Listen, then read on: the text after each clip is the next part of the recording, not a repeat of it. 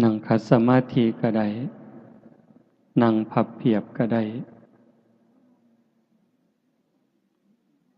คันบ่จำเป็นเฮาก็เศร้าเว้าเนาะแต่มาว่าเฮาฟังธรรมบางหันก็ได้ความรู้ได้ความเข้าใจไปหลายแล้วล่ะ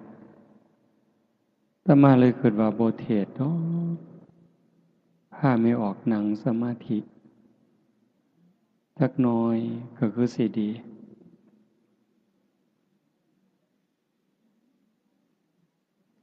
ฟังส่ำนั้นเฮาก็เข้าใจแล้วความรู้เฮาก็ได้หลายอยู่ที่จริงเฮาฟังประจำอยู่แถวนี้อย่างน้อยๆก็2สถานี3สถานีวิทยุที่ส่งมาได้ยินได้ฟังได้ทำความเข้าใจมาหลายยังอยู่อย่างเดียว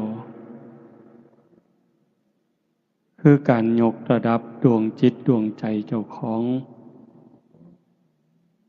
ให้มันอยู่กับศีลกับธรรมอาตมาก็บ่เข้าใจทั้งหมดดอกว่าญาติโยมเป็นจังใดการเป็นการอยู่การดำรงจิตดำรงใจ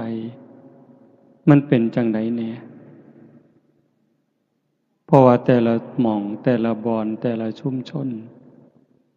มันบ่คือกันเท่าที่อาตมาเห็นอาตมาวิเคราะห์โดยความรู้สึกว่ามันบ่เฮ็ดอีหลีปานใดบ่เว้าถึงผู้อื่นนำเด้เว้าถึงเจ้าของนี่เป็นหลักบ่ค่อยได้เฮ็ดคำว่าได้เฮ็ดนี่คือบ่ได้ฝึกใจอีหลีบ่ได้ฝึกปล่อยฝึกวางเฮ็ดไปตามเรื่องซื่อ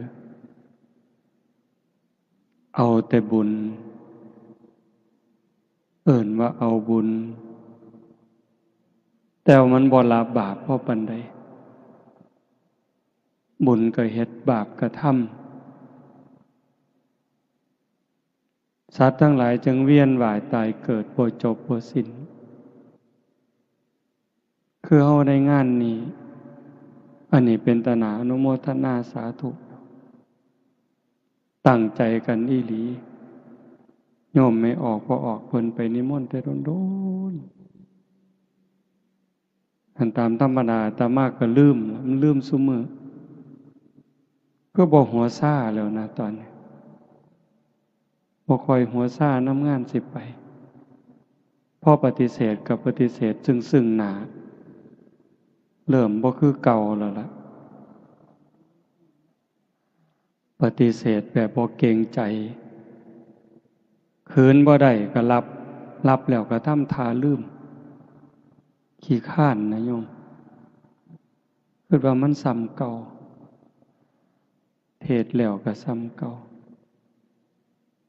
เจ้าของก็เมื่อยซื่อๆใกล้สิตายไปซุมื้อก็จักสิหาวไปเฮ็ดหยังคิดว่าจั่งซี้แหมอยากอยู่ผู้เดียววัดก็อยากอยู่ผู้เดียวไล่หนี้หมดญาติโยมก็ไล่หนี้หมดไล่ออกจากวัดหนีไปไสก็ไปดีก็ไปดีซะขี้ร้ายก็ไปตามอยากขี้ร้ายโลดมาทำท่าคืออะไรวะว่ามีเงินมีทองอันนั้นอันนี้ถ้ามาก็ไล่หนี้หมดมื้อเช้าก็บ่ได้ไล่อีหลีดอกเว้าให้ฟังอยากอยู่ผู้เดียวพากันหนีซะไปวะพระเณรก็ตัดออกหมดน้องนุ่งเขาเอิ้นว่าลูกศิษย์ลูกหาอาตมาบ่กล้าเอิ้นเพราะว่าเจ้าของบ่พอเป็นอาจารย์ไผเคยดูแลกันมา10 ปี10 กว่าปีเก่าวัด10 วัดก็บอกว่าขาดกันเด้อบัดนี้ตัดขาดกันหมดจะมาเกี่ยวข้องกันอีก ความคิดสิอยู่แค่หัวในหัววัดโนนกุลมเท่านั้นจากนั้นก็สิบ่คิดฮอดผู้ใดบ่ไปเว้านำผู้ใดแล้วแต่ไผสิดีสิชั่วมันมีความรู้สึกว่าโลกนี่มันคือละคร จริงๆพระพุทธเจ้าก็บอกว่าโลกมันเป็นโรงละครเป็นแดนอุบัติการของบุญและบาปคนดีคนสัวโตเฮาก็แสดงละครตั้งแต่เด็กน้อยเด็กทารกวัยรุ่นหนุ่มสาวเป็นคนเฒ่าคนแก่เป็นวัยกลางคนจนคนเจ็บคนป่วยคนตายคนห้องไห้คนหัวเราะโตโกงพระเอกนางเอกกิเลสใส่หัวให้แสดงท่าทางขึ้นไปคันผู้มีธรรมก็แสดงบทบาทนั้นด้วยความเข้าใจด้วยความถูกต้องตามหน้าที่แต่ว่าถ้ามันบ่เข้าใจล่ะบ่เข้าใจในเงื่อนไขของธรรมแต่มันเข้าใจแสดงเข้าใจเล่นก็คิดว่าตัวผู้อื่นตบตาผู้อื่นแต่จริงๆกำลังเล่นตลกกับเจ้าของเว้าจังสิโยมสิเข้าใจท่านหรือบ่ก็บ่จักแต่มาเห็นว่าเวลานี่คนมันตัวกันหลายมันขี้ตัวแม่นหรือบ่แม่นนะแต่มาก็บ่ฮู้เด้แต่ว่าด้วยความเข้าใจเห็นจังซั่นโยมตัวกันมันก็พอฟังเพราะว่าโยมแต่ว่าพระตัวโยมมันเป็นตาสั่งตัวคันพระอีหลีบ่ตัวดอกแต่ว่าคนห่มผ้าเหลืองมันตัวคนเฮ็ดจังได๋ก็ได้ว่าแต่ให้ได้มาซึ่งแก้วแหวนเงินทองอำนาจวาสนาชื่อเสียงยศบริวารลืมสนิทว่าบาปมีบุญมีชาติหน้าชาติก่อนนรกสวรรค์มีลืมนึกถึงคำสอนพระพุทธเจ้าที่เป็นสัจจะเป็นความจริงบ่ได้ตั้งใจว่าสิรักษาบ่ได้ตั้งใจว่าสิสืบทอดคำสอนของพระพุทธองค์ด้วยความเคารพสืบทอดคำสอนของพระพุทธเจ้าด้วยความเคารพด้วยความเถิดทูนด้วยความสักการะบูชามื้อหนึ่งอาตมาว่าอาตมาบ่คือเก่าอยู่ใกล้สิปวงแล้วล่ะเบิ่งทรงมื้อหนึ่งไปร่วมงานครูบาอาจารย์ก็หลายนั่งเบิ่งแล้วก็คิดความคิดนะโยมไล่มาตั้งแต่หัวเลยองค์นี้ก็ตกนรกองค์นี้ก็ตกนรกองค์นี้ก็ตกนรกองค์นี้ก็ตกนรกองค์นี้ก็ตกนรกไล่มาจนฮอดเจ้าขององค์นี้ก็ตกนรกเป็นหยังพอความบ่ซื่อเฮาสวดมนต์บางแรงสุปฏิปันโนปฏิบัติดีพระสงฆ์สาวกของพระผู้มีพระภาคเจ้าปฏิบัติดีแล้วอุชุปฏิปันโนพระสงฆ์สาวกของพระผู้มีพระภาคเจ้าปฏิบัติตรงแล้วญายะปฏิปันโนสงฆ์สาวกของพระผู้มีพระภาคเจ้าปฏิบัติเพื่อรู้ธรรมเป็นเครื่องออกจากทุกข์สามีจิปฏิปันโนสงฆ์สาวกของพระผู้มีพระภาคเจ้าปฏิบัติสมควรแก่การต้อนรับแก่การกราบไหว้ แต่ว่าเบิ่งเข้าไปลึกๆไปเนี่ยบ่แม่นบ่แม่นอย่าว่าแต่227เลยตั้งแต่หาข้อก็บ่ครบอาตมานี่ผู้หนึ่งบ่ครบแม่นหยังก็เลยว่าโอ้ยคือเป็นตาบาปแท้เนาะบอกจังซี่ญาติโยมก็อย่าตกใจเด้อย่าห่อเหี่ยวโยมมันได้บุญหลายกว่าพระอยู่แล้ว บอกแนวนี้ครูบาก็อย่าเครียดคิดบอกเลยคิดโยมหากินเองเนี่ยเขาเจ้าของน้ำเจ้าของพักเจ้าของบักไม้เจ้าของ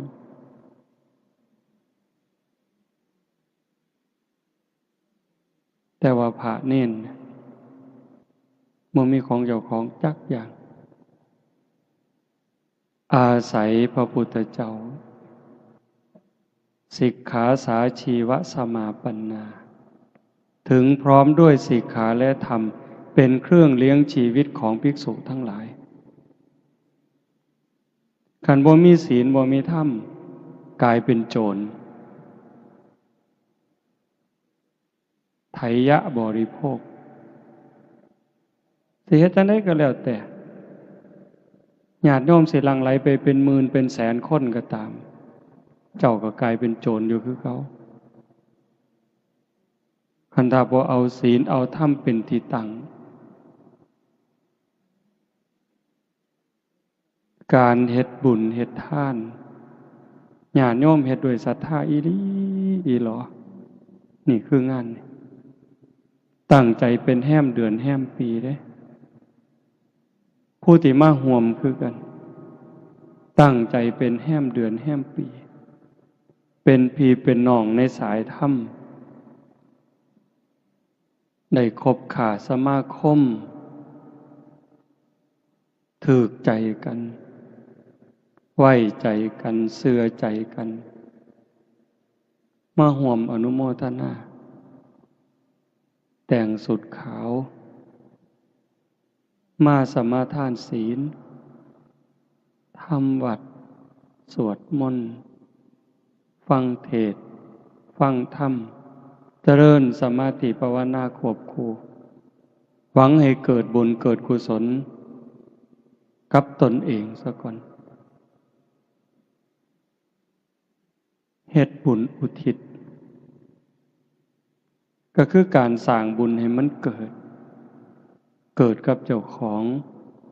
กับโตโยมสู่คนเนี่ยเจ้าภาพลักๆก็คือผู้มีสื่อในกาศ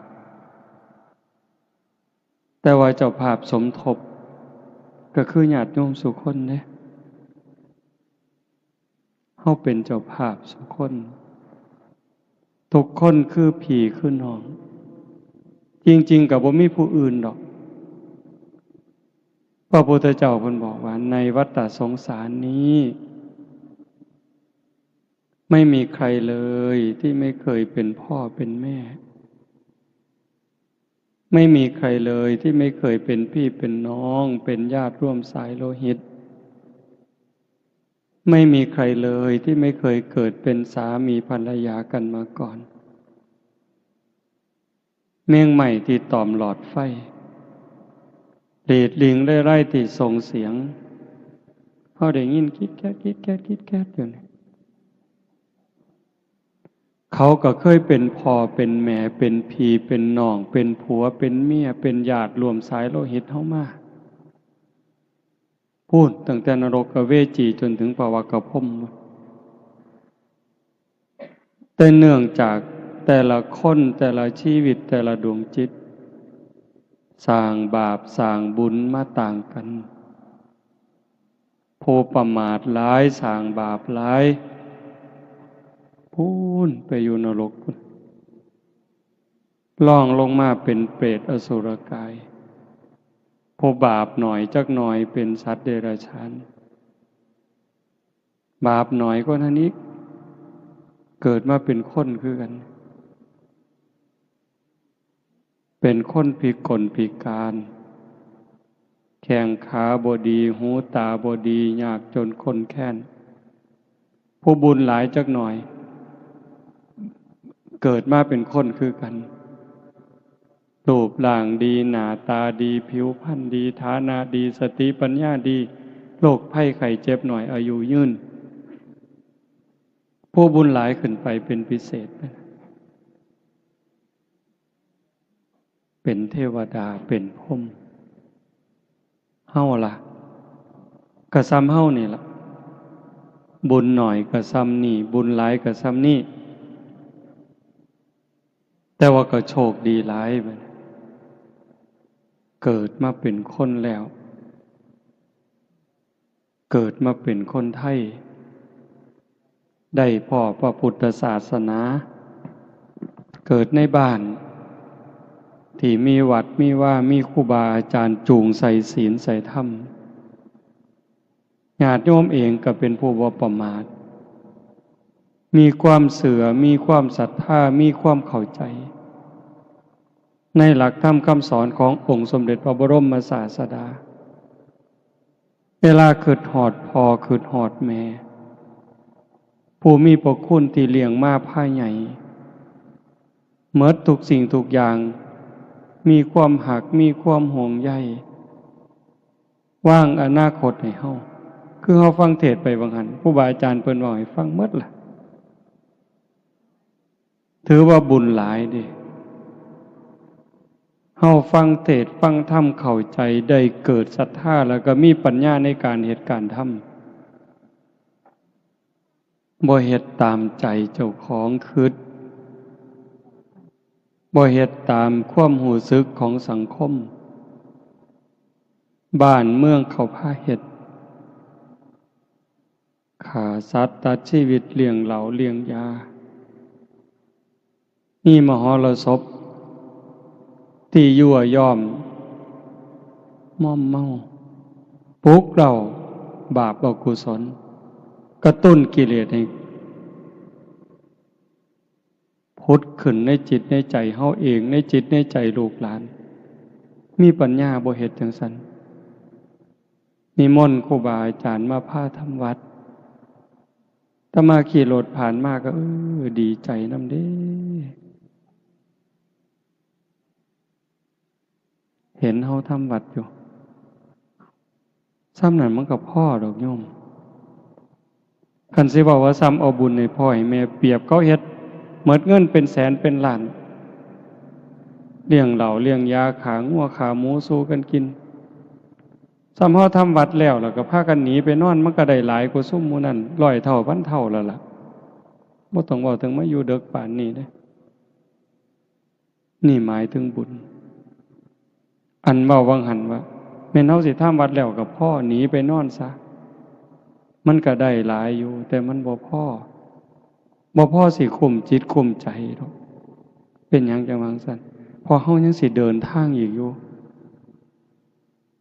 มันได้หลายเพียงแค่ว่าชนะการเฮ็ดบุญแบบนั้นแต่ว่าการสิเดินทางต่อไปในมือข้างหน้าตัวเฮาเองก็ตามบ่จบง่ายๆการเวียนว่ายตายเกิดถ้าหากว่าเฮายังปิดประตูอบายบ่ได้ปิดนรกบ่ได้ปิดเปรตบ่ได้อสุรกายสัตว์เดรัจฉานบ่ได้บ่ปลอดภัยอะโยมตะยานคันเฮาเบิ่งถึงรายละเอียดในคำสอนพระพุทธเจ้าเนี่ยมันเป็นตะยานถ้ามาเทศน์ดูๆเฮาก็จะได้ยินในวิทยุดงย่างก็จะเปิดอยู่บ่ได้เว้าเอาเองเด้นึกถึงคำตรัสพระพุทธเจ้าที่เขาได้ยินดูดอกเตาตาบอดเขาก็ฟังจนเข้าใจคนเฮาเวลาตายจากโลกนี้โอกาสสิกลับมาเกิดเป็นคนมันมีหน่อยซ้ำกับขนงัวซ้ำกับเขางัวสิได้เกิดเป็นคนเนี่ยมีหน่อยซ้ำเขางัวตัวหนึ่งมีเขา2 เขาแต่สิไปตกนรกเปรตอสุรกายสัตว์เดรัจฉานหลายสับ กับขนงัวอันนี้ก็อีกอันนึงแต่หม่องเป็นตะงึดคนนั้นพระพุทธเจ้าเอานิ้วมือนิ้วเดียวนี่ตัดเล็บสันๆเสมอเนื้อจิกดินก็ติดขึ้นมาในเล็บมันสิจัก10,000 เม็ดขันอย่างหลายถามว่าระวังดินในเล็บนี่ถามพระดูก่อนภิกษุทั้งหลายระหว่างเม็ดดินที่ติดในเล็บเราตถาคตกับเม็ดดินในภูเขาหิมาลัยอันไหนมากกว่ากันมันก็เห็นชัดพระภิกษุมันก็ตอบง่ายๆข้าแต่พระองค์ผู้เจริญเม็ดดินในเล็บของพระองค์นั้นมีน้อยนิดเดียวไม่สามารถจะเปรียบเทียบได้กับเม็ดดินในภูเขาหิมาลัยเพราะแต่ว่าจังสัตว์พระพุทธเจ้าเพิ่นบอกว่าดูก่อนภิกษุทั้งหลายฉันใดก็ฉันนั้นสัตว์ทั้งหลายเมื่อกายแตกตายจากความเป็นมนุษย์ในชาตินี้แล้วโอกาสจะได้กลับมาเกิดเป็นมนุษย์อีกในชาติต่อไปนี้มีน้อยนิดเดียวเหมือนกับดินที่ติดในเล็บเราตถาคต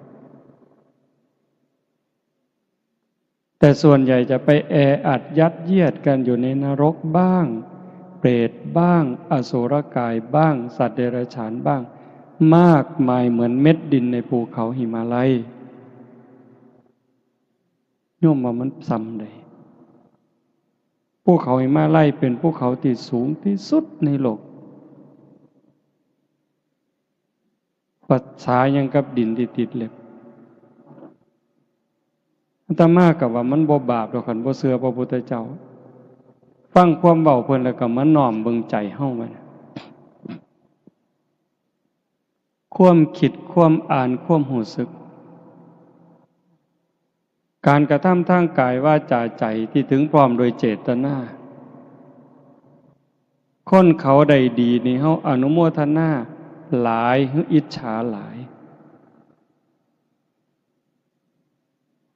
สรรเสริญคนย่องคนโดยความจริงใจกับเว้าโดยความแข่งดีแข่งเด่นอันใดหลายกว่ากันเห็นบ่ใจเฮาได้คำเว้าคำจาเป็นไปเพื่อความหักความสมัครสมานสามัคคีสรรเสริญยกย่องโดยความจริงใจกับการติฉินนินทาวาลายป้ายสีเว้าปืนท่านขวัญยุยงให้แตกเหล่าสามัคคีอันใดหลายกว่ากันการกระทำทางกายซอยเหลือเกื้อกูลกับการเบียดเบียนข่มเหงเข็นขาอันใดหลายกว่ากันอันนี้เฮาบ่ฮู้ดอกคนอื่นที่เขาเจ้าบ่สนใจกับศีลกับธรรมพวกที่บ่เชื่อเลยบ่สนใจกับบาปกับบุญกับศาสนาเลยบ่ต้องไปเว้าถึงเฮาซุ่มมักศีลมักธรรมไปวัดไปว่านุ่งขาวห่มขาวเนี่ยโกนหัวบวชชีบวชพระบวชเน้นเบิ่งเอาซ้ำนี้อาตมาได้ยินซุมื้อจนสลดสังเวชบักใหญ่ไปปลายปีบางหันจนอาตมาตัดสินใจเลิกงานปริวาสนี่เศร้าจัดงานปฏิบัติธรรมเศร้าบ่เป็นประโยชน์หยังดอกได้แต่เงินนั่นล่ะหาได้คิดว่าจังซั่นได้แต่เงินกับคำหย่องซุ่มบ่ฮู้เขาก็ว่าดีซื่อๆแต่โตเจ้าของฮู้ยักหยังคิดปานนั้นนะโยมเห็นการเป็นอยู่ของโลกของสังคมเห็นความเป็นไปในวิถีชีวิตเป็นหยังก็เป็นจังซั่นมันเข้าไปกวนพระกวนเน้นเนี่ยมันไปทั้งโทรศัพท์เนี่ยทางเฟซทางไลน์เล่นโดยเพ้อโดยประมาทพระบางองค์ก็เจ้าก็สื่อเป็นคนสื่อกล้าเว้ากล้ายอมรับมาเว้าให้ฟังมันเป็นหยังแน่ในเฟซในไลน์ ที่พากันไปเล่นสื่อสารโยมบางคนก็ไปแอบเบิ่งไปจอบเบิ่งเขาว่ามันมีวิธีจอบอยู่พระองค์นั่นครูบาอาจารย์องค์นี้เป็นจังไดโพสต์ขอความจังไดแต่ละมือแต่ละเว้นโอ้ยเลยเกิดสลดสังเวชบักอย่างคักพอแต่คิดจังสั่นก็นึกถึงคำตรัสพระพุทธเจ้าที่ยกตัวอย่างว่าหั่นล่ะโยมก็บ่ได้ย้านพระคือกันเด้ไม่ออกพอออกบ่ปานใดตัวไม่ออกนี่ก็บ่ได้ย้านส่งขอความหาครูบาก็เว้าไปสารพัดแนวอยากเว้าแล้วโอ้บ่แปลกก็เลยนึกถึงสมัยครั้งพุทธกาลพระเป็นลูกเป็นภิกษุแม่เป็นภิกษุณีบ่แปลกกิเลสมันรุนแรงความไก่ฉิดความคุ้นเคยเฮ็ดให้เสียบักหลาย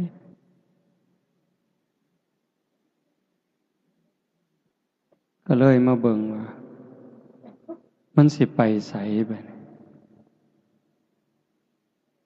จังว่าถามญาติถามโยมบ่อยๆแล้วก็บอกญาติโยมเสมอว่าฮักเจ้าของบ่ให้ฮักเจ้าของหลายๆเด้อรู้ตนเจ้าของหลายๆห่วงใยเจ้าของหลายๆคำว่ารู้ตนเจ้าของฮักเจ้าของห่วงใยเจ้าของนี่อย่าห่วงร่างกายหลายกว่าจิตวิญญาณซุมื้อคนดูแลสุขภาพร่างกายดีหาแนวกินดีๆอยู่หม่องสำบายเสื้อผ้าหนาแพร่ดีๆยาบำรุงยารักษาเขามีหอดคอร์ดชะลอไว้วางมือก่อนนี่บ่มือว่านบ่จักจือบ่ได้ความจำอาตมาเสียไปอีกแล้วปีกายเขาว่าเป็นความจำเสื่อมมันกลับมาเสื่อมอีกแล้วกระสร้างมันดอกก็เจ้ามาเป็นหมอหรอกหมอ2-3 คนมื้อวันที่31คือส่วนมาสวดมนต์สุดท้ายว่าบ่ได้อยู่ไปเรียนคอร์สเข้าคอร์สอบรมพิเศษคอร์สชะลอไว้ก็แม่นคนซุมื้อพยายามสิต่อสู้กับธรรมชาติต่อสู้กับความจริงเริ่มตั้งแต่ต่อสู้กับความแก่ความเฒ่าบ่ยอมง่ายเด้ตั้งแต่ผมก็บ่ยอมให้งอกมันงอกก็ยอมก็แม่นอยู่อยากให้มันงามก็บ่เป็นหยังหนังเหี่ยวก็เฮ็ดให้มันบ่เหี่ยวก็แล้วแต่สิหาวิธี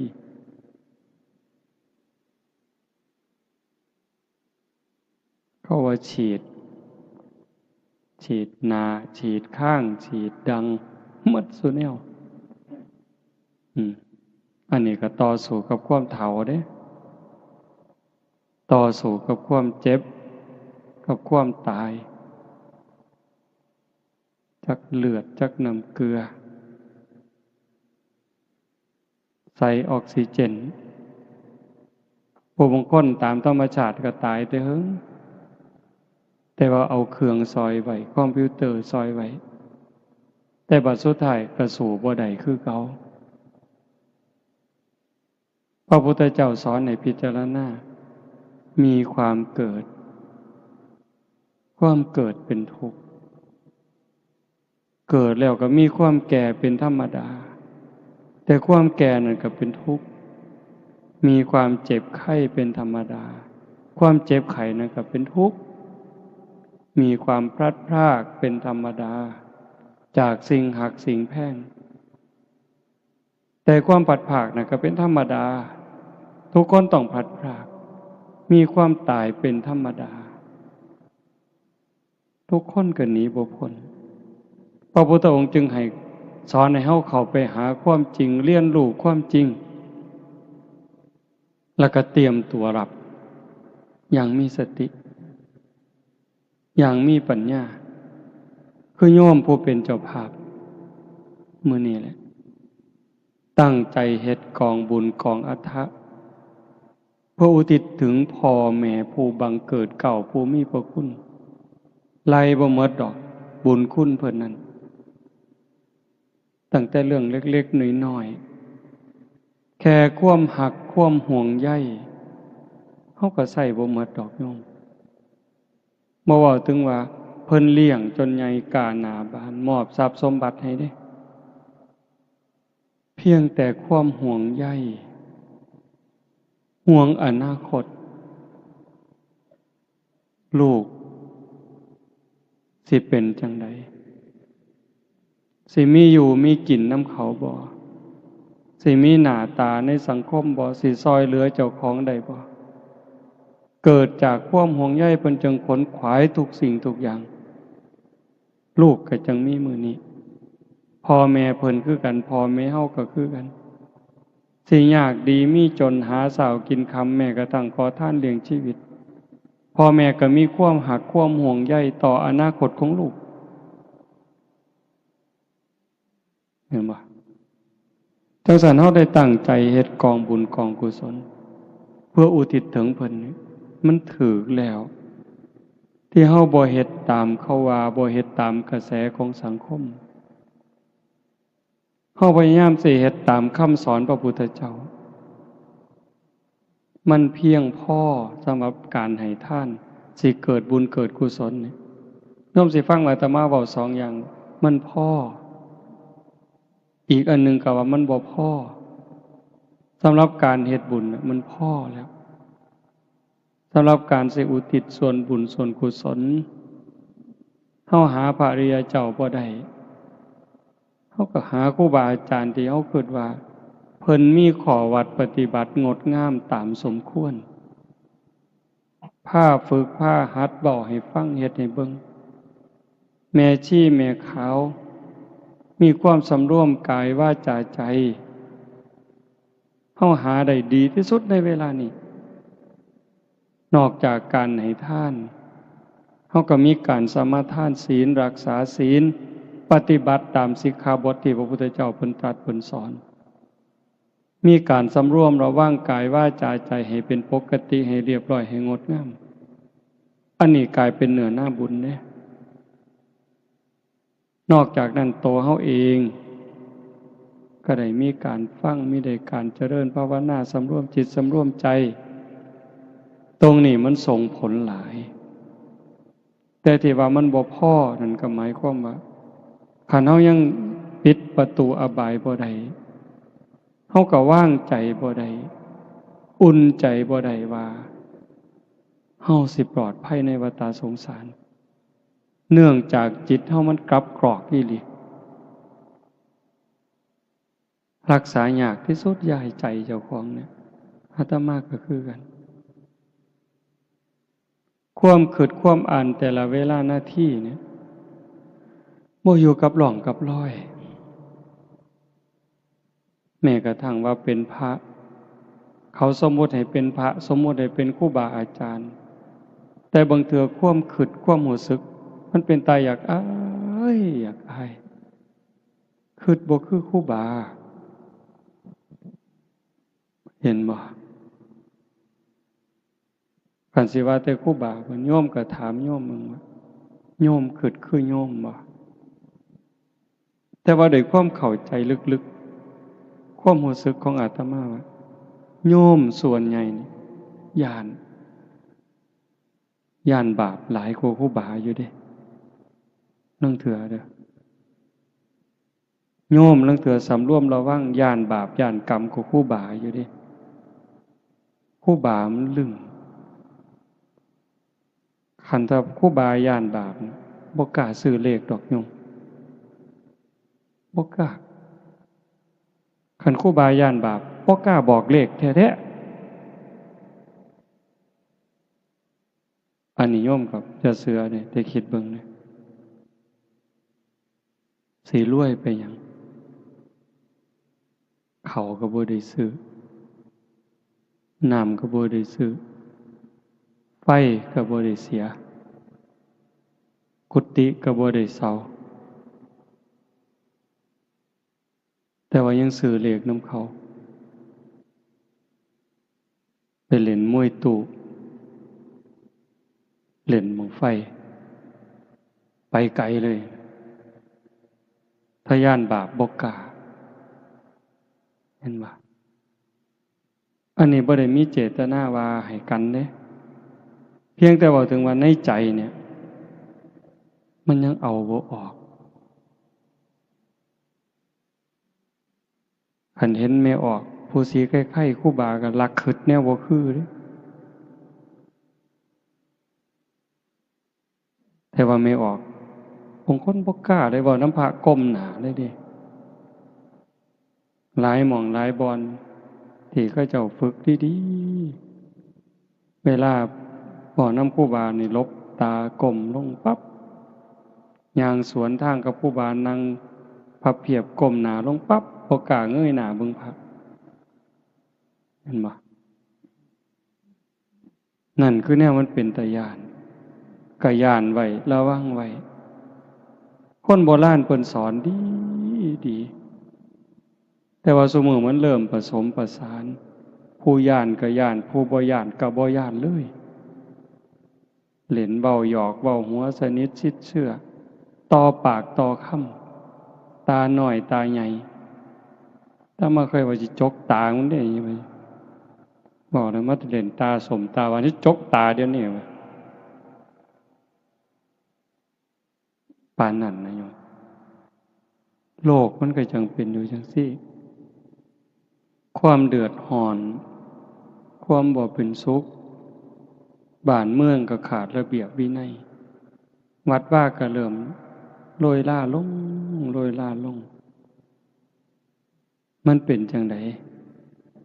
นั่นคือเอาใจออกทางศีลทางธรรมแต่บ่ได้หมายความว่าศาสนาหมดเด้บ่หมดบ่เสื่อมบ่มีเสื่อม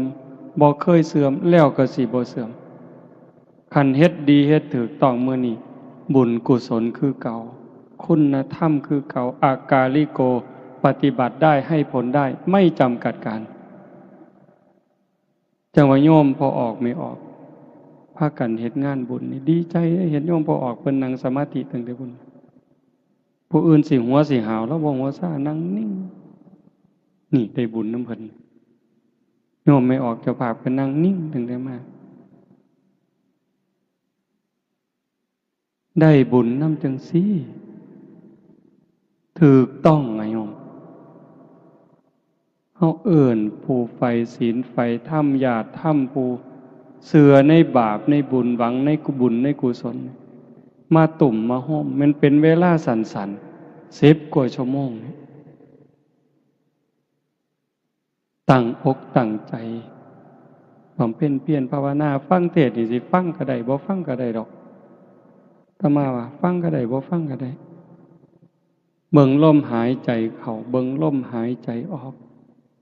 คันได้ยินเสียงก็ตั้งสติฟังแค่เสียงมันกระทบหูแล้วก็ดับลงเกิดขึ้นแล้วดับไปเกิดขึ้นดับไปเกิดขึ้นดับไปเป็นอารมณ์ของพระกรรมฐานยิ่งพิจารณาเห็นการเกิดดับของเสียงบุญกุศลแห่งหลายโยมมันเลยจากสมถะสู่วิปัสสนาแล้วจิตใจเฮาสิคลายความยึดมั่นถือมั่นบุญมันหลายกว่าเฮามาให้ท่านเป็นแสนเป็นล้านบุญกิริยาวัตถุ10โยมโยมได้ฟังอยู่ประจำสิ่งที่เฮาเฮ็ดกองอัฏฐะตั้งแต่ผ้าไตรจีวรหมอนสาดกองเข่ากระติบเข่ากระตามหมากยังกระสร้างดอกอันนี้มันเป็นพื้นดีประโทษเด้บ่แม่นบ่ดีเด้ มีอานิสงส์มากมายมหาศาลแต่มันเทียบบ่ได้กับศีล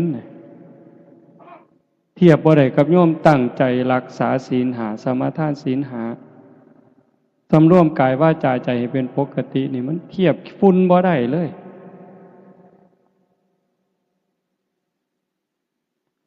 ท่านนี่มีองค์ประกอบบักหลายหนึ่งของให้ท่านนั้นบริสุทธิ์บ่ขันของให้ท่านบริสุทธิ์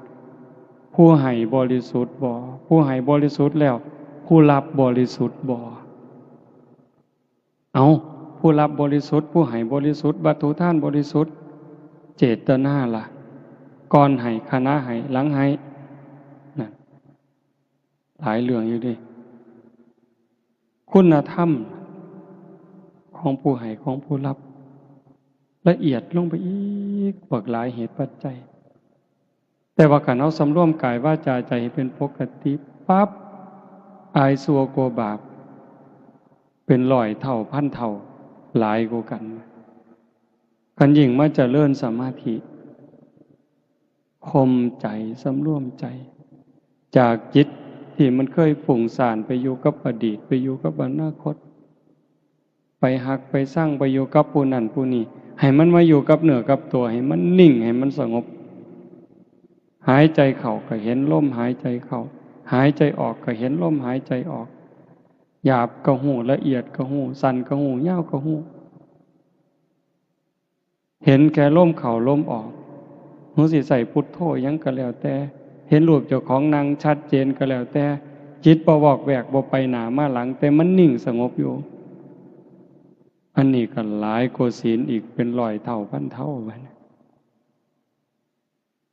แต่กันถ้าเขาเห็นการเกิดดับของอารมณ์เสียงดังขึ้นแล้วก็ดับไปเห็นเสียงมันเกิดดับเกิดดับอารมณ์ที่มากระทบจิตพอใจบ่พอใจเขาเห็นเป็นเพียงแค่สักว่าพอไปยินดียินร้ายเขาอาการที่มันเกิดเบิ่งสังเกตมันเกิดเดี๋ยวมันก็จางไปดับไปเกิดขึ้นก็จางไปดับไปเปลี่ยนแปลงอยู่ตลอดเวลา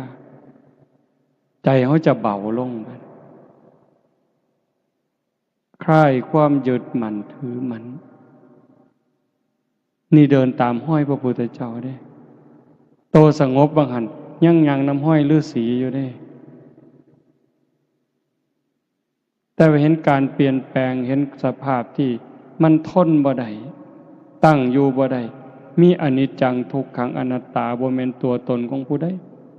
ทุกสิ่งทุกอย่างอาศัยเหตุอาศัยปัจจัยเกิดขึ้นเมื่อเหตุเมื่อปัจจัยก็แตกสลายไปโตเฮาคือกันโตเขาคือกันสรรพสิ่งทั้งหลายในโลกเนี่ยบ่ว่าสิเป็นดินดอนตอนหญ้าภูเขาแม่น้ำคือกันหมดอาศัยกันแล้วเกิดขึ้นเพราะสิ่งนี้มีสิ่งนี้จึงมีเพราะสิ่งนี้ดับสิ่งนี้จึงดับการเฮาเข้าใจจังซั่นเห็นความเปลี่ยนแปลงอยู่ในร่างกายเฮาตลอดตั้งแต่เป็นเด็กน้อยมาเป็นหนุ่มเป็นสาวผมก็เปลี่ยนแปลงร่างกายผิวหนังก็เปลี่ยนแปลงหูตาก็เปลี่ยนแปลงเห็นความที่ทนอยู่บ่ได้ในสังขารร่างกายพิจารณาถึงความแตกดับร่างกายก็คือการสังขารที่เป็นส่วนร่างกายสังขารที่เป็นส่วนจิตใจคือกันหมดสัพเพสังขาราอนิจจาสวดมนต์ทำวัดเห็นปะสังขารคือร่างกายจิตใจและรูปธรรมนามธรรมทั้งหมดทั้งสิ้นมันไม่เที่ยง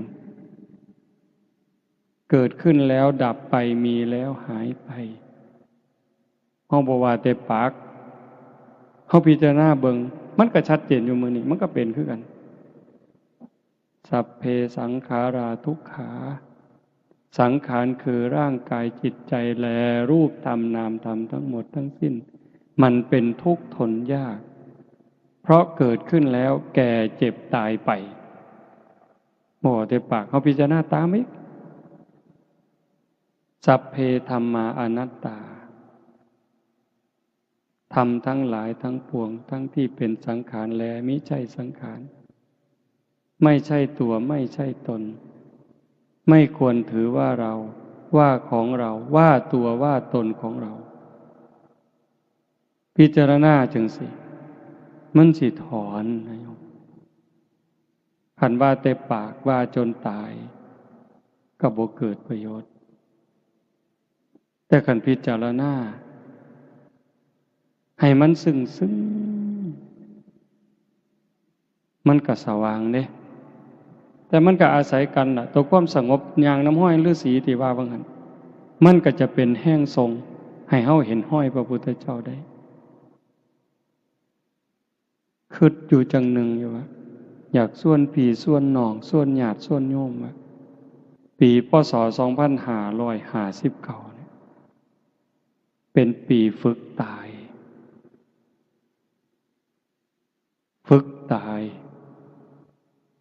เป็นปีให้เข้าใจธรรมขึ้นกว่าเก่าได้บ่หน้าตาบ่ต้องไปหัวซ่ามันดอกไผสิหักไผสิสั่งไผสิศรัทธาบ่ศรัทธาอย่าเอามาใส่ใจเบิ่งใจเจ้าของนี่ว่ามันแบกอยู่บ่มันทุกข์บ่แบกเอาหักคนมาไว้นำมันบ่แบกเอาสร้างคนมาไว้บ่แบกเอาคำหย่องคำย่อมางี้ดีใจภูมิใจอยู่บ่แบกเอาความน้อยใจที่เขาเว้าพื้นเขานินทามาเป็นทุกข์จนนอนบ่หลับอยู่บ่ล้างความรู้สึกจังสี่ออกไปตายก่อนตายเป็นปริญญาตายก่อนตายใครได้รับ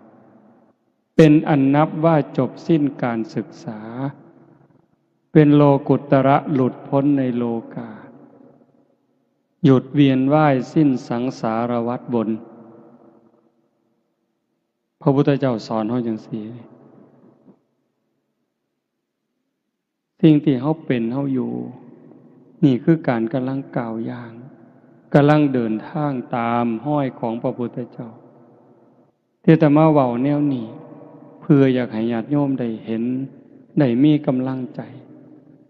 ถึงแม้เฮาสิเกิดถ่ายพุทธันดรก่อนพุทธกาลเฮาได้มีโอกาสสร้างน้ำทำบุญได้มีโอกาสได้ฟังเทศน์ฟังธรรมได้เข้าวัดเข้าว่ากล้าหาญจนกระทั่งนุ่งขาวห่มขาวมาแจกข้าวหาพ่อแม่เนี่ยฟังเทศน์ฟังธรรมเฮ็ดต่างบ้านต่างเมืองเพิ่นในยุคปัจจุบันนี่กล้าหาญมาปานนี้บ่ถอยหลังเด้บ่ถอยหลังบ่เสียดายบาปบ่เสียดายดอกการสิได้เด่นได้มวลบ่เสียดายความมวลความเงิน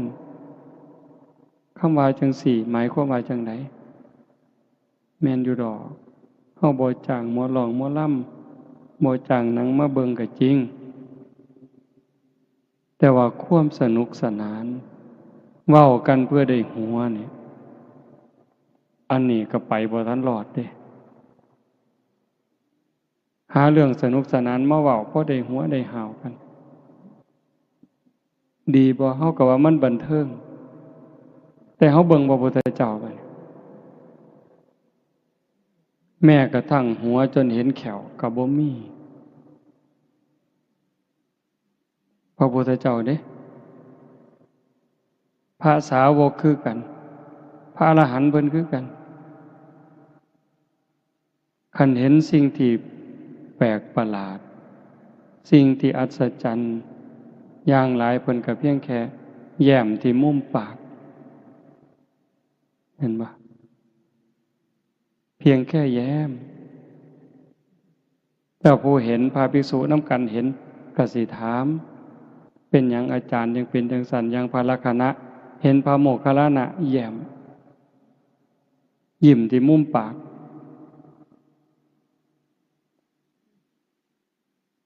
ถามจังซั่นพระโมคคัลลานะเพิ่นว่าบ่ตอบดอกสิตอบต่อเบื้องพระพักตร์ของพระพุทธเจ้าพอแต่กลับจากบิณฑบาตพระลักขณะถามพระโมคคัลลานะเพิ่นว่าเพิ่นเห็นเปรตลักษณะจังซั่นจังซั่นพระพุทธเจ้าก็เลยบอกสาธุอันนั้นเป็นเรื่องจริงเฮาก็เห็นคือกันเป็นเวลานานมาแล้วแต่เฮาก็บ่เคยเว้า มื้อนี้โมคคัลลานะเป็นพยานให้เฮาเป็นพยานในโมคคัลลานะเรื่องนี้เป็นเรื่องจริงพระภิกษุทั้งหลายก็กราบทูลในพระพุทธเจ้าเล่าให้ฟังก็จังเล่าว่านั้นได้โยมมื้อนี้ว่าเพิ่นบ่ยิ้มบ่เว้าบ่หัวจนเห็นแขวเพิ่นเครียดอยู่มีความตึงเครียดมีปัญหาหลายซั่นบ่นั่นคือเพิ่นเห็นตามความเป็นจริงคันมันหัวหาวไปปานนั้นนั่นก็คือบ่ปกติบูดบึ้งก็บ่ปกติ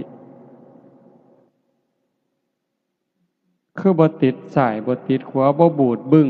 แล้วก็บ่ล่าเริงจนเกินคันล่าเริงก็เบิกบานในศีลในธรรมผู้เบิกบานมันม่วนในใจได้โยมเบิกบานในใจเด้บานส่ำใดไม่ออกเคยเป็นหนี้คนแล้วใส่หนี้คนหมดบ่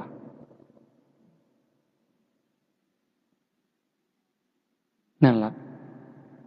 เวลาเราเป็นหนี้เขามันก็ทุกข์ก็อุกกะอังอยู่เด้พอแต่ใส่หนี้หมดปั๊บมันสวงนั่นคือเบิกบานเนี่ยทรงลูกทรงเต่าให้เรียนหนังสือหนังหาจนเขาเจ้าได้ทำการทำงานมั่นคงนั่นเฮาก็สวงเบิกบานเด้แต่คันเฮาเป็นเจ้าหนี้คนมายืมหนี้เฮาเป็นหมื่นเป็นแสนคิดหวังดอกเบี้ยก็คิดหวังอยู่แต่ว่าสำบายใจบ่บัดนี้มันยืมกู100,000เดือนหน้ามันสิต้องได้ดอก10,000บ่สำบายดอกโยมมันเป็นสีกังวลอยู่ได้ผัวได้เมียคือกันเพราะสิคือเราเป็นความสุขแต่มันก็บ่แม่นมันมีความหวงมีความหึงมีความกังวลอยู่หั่นแต่ว่าการที่เฮาได้ปลดภาระปลดเปลื้องภาระ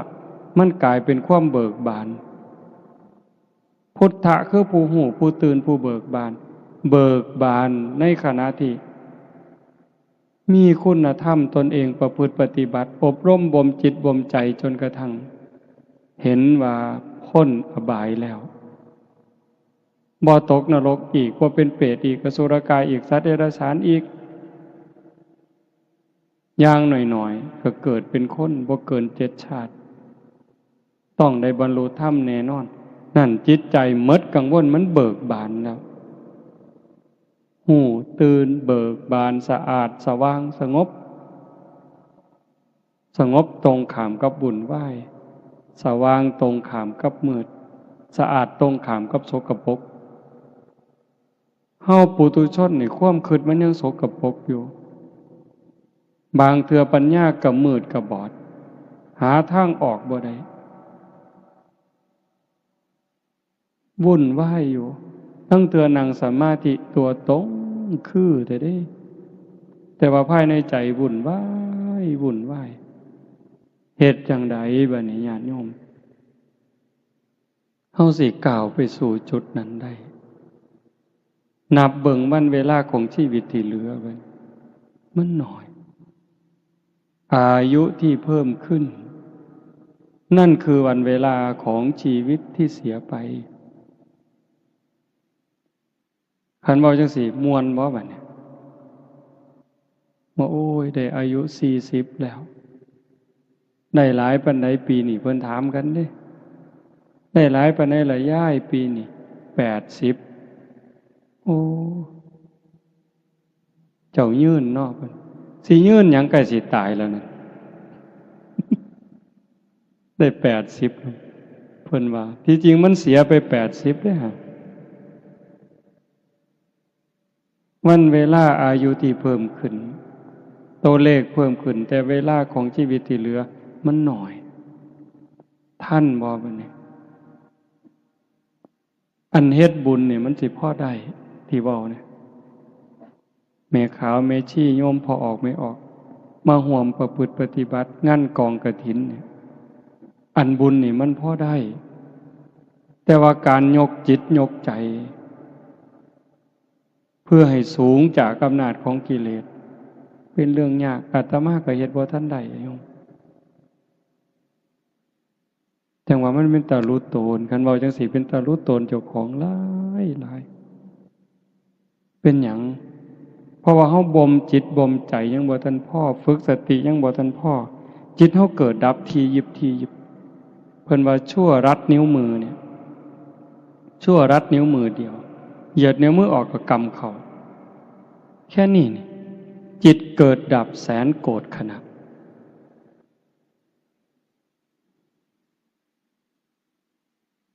ร้อย10,000เป็นพัน10,000เป็นหมื่น10,000เป็นแสน10,000,000เป็นล้าน10,000,000เป็นโกรธแค่เขาเหยียดมือออกแล้วก็กำนิ้วมือเขาปุ๊บจิตเขาเกิดดีใจเสียใจหักสร้างอิจฉาริษยาแสนโกรธครั้งแสนโกรธขณะเร็วส่ำใดวิทยาศาสตร์เพิ่นบอกว่าแสงเร็วกว่าเสียงแต่ว่าโดยความเป็นจริงมันจิตใจเขานี่เร็วกว่าแสงโบกหูจักหมื่นเท่าแสนเท่าผู้ใดเคยไปเมืองนอกตามไปกรุงเทพนี่คิดฮอดกรุงเทพปั๊บฮอดละผู้ใดเคยไปประเทศลาวคิดเบิ่งเด้อล่ะฮอดผู้ใดไปประเทศอินเดียคิดฮอดปุ๊บฮอดละผู้ใดเคยไปอเมริกาอังกฤษลองคิดเบิ่งติฮอดละเห็นบ่ไวส่ำใด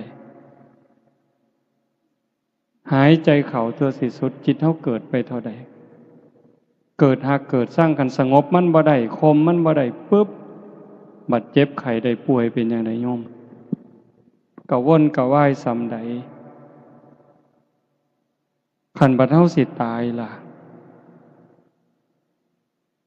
รักษาจิตบ่ได้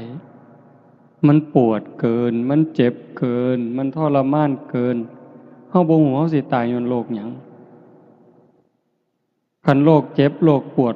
โรคทรมานข่มเวทนาบ่ได้จิตดิ้นรนแฮงตายในขณะที่ทุกข์มันไปอบายแน่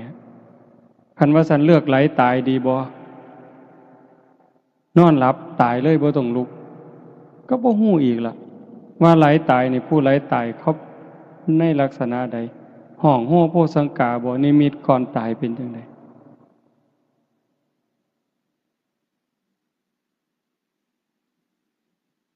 มื้อวันที่31อาตมาขึ้นไปภูเขาหน่อยพระพุทธรูปอยู่นั่นหายามกลางคืนเผื่อมีคนอยากไปนั่งสมาธิพิเศษเอาเฟื่องไปปลูกก็นะขี่รถหน่อยขึ้นไปเอาเฟื่องไปว่างเอาเฟื่องไปยายเอาศาสตร์มาปูไต่ฐานพระมันก็มีศาสตร์เอาศาสตร์มาปูล่มมันผันหลายล่มแห้งย่านล่มพัดศาสตร์ปิวผันเห็นไม้ขอนหนึ่งก็ใหญ่เติบเห็นไม้ขอนหนึ่งยาวประมาณคาแขนอาตมาก็เลยว่าเอาไม้มาทับศาสตร์ดอกพอแต่ไปยกขึ้นปั๊บหลดไม่งอดอยู่ในไม้เบิ่งความเร็วของมันความเร็วของจิตเด้แต่สติตามบ่ทันดอกปั๊บเนี่ยห้องอาตมาลงห้องนี่โป๊ะอันนี้เขาให้สมมุติเป็นอาจารย์เนี่ยเว้าแต่กรรมฐานอยู่เรื่อยเว้าแต่เรื่องการปฏิบัติเจริญสติอยู่เรื่อยลักห้องบ่ฮู้โตไม่ออกโอ๊ยเพิ่นว่าโอ้ยบ่โอ้ยซื่อๆโยนขอนพร้อมจักโยนไปไสบ่ฮู้เด้นั่นน่ะพระองค์หนึ่งก็อยู่ข้างๆโยม2คนก็กำลังซอยจักโยนไปไสอาจสิโยนใส่ตีนเจ้าของก็ได้บ่ฮู้ทีเลยโยนเลยคันสมมุติว่าฟ้าผ่าอาตมาก็ตกนรกคือจังไดก็ตามสมมุติว่าไม่งอดตอดแล้วตายตอนนั้นบวชมา28 ปีได้โยม เขาเอิ้นอาจารย์ลาวีเด้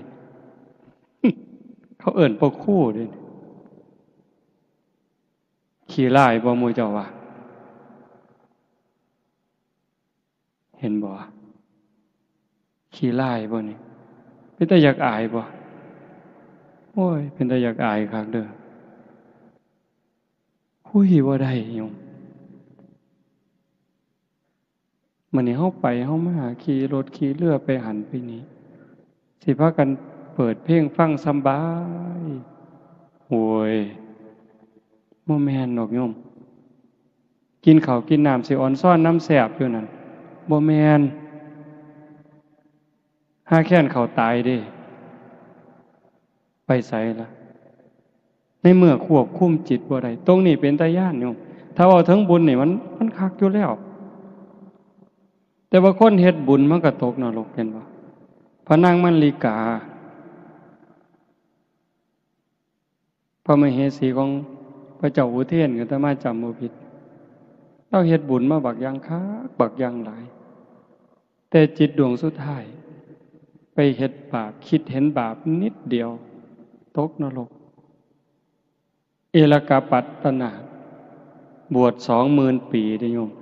20,000 พรรษาเด้บ่ได้บวชขี้เล่นๆเด้บวชประพฤติปฏิบัติหวังเป็นพระอรหันต์หวังหลุดพ้นพุ่นน่ะบัดใจสิขาดบวช20,000 ปีเนาะเอาบักอย่างคักหวังบรรลุธรรมเป็นพระอรหันต์แต่ว่าจิตดวงสุดท้ายบัดใจสิขาดภาพที่ตนเองเฮ็ด